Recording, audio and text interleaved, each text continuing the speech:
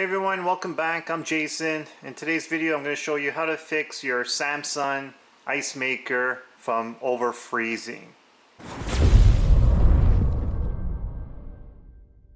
Okay, so recently I've been having problems with my ice box.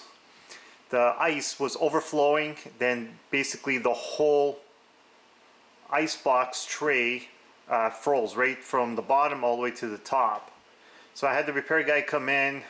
Took him 10 minutes. I figured I'll make this video so you guys could see how to fix it. It's actually a really quick, easy fix. So, my case, what happened, take a look here. So, and that's actually was a good day. It was a pain when it was time to unfreeze it just to get this out. So by me getting it out, I actually broke it. This piece right here broke. Samsung is sending me a new one. Just waiting for that to come in. So the way the guy fixed it was, let me just zoom in. There's a button all the way up there. And now we're zoomed in. I don't know if you guys can still see it. It's kind of hard to see. So right here there's a button.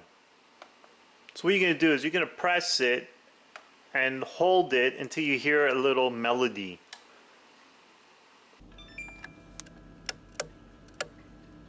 Then once you hear that melody, you release it, and it's kind of hard to see, but it's self-calibrating now, or it's recalibrating the system, and that's all to it. So it's been about 2 weeks since he was here, and purposely did not use the ice maker just for it to build up to see if it's going to refreeze. And since we did the recalibration, it's been working great ever since.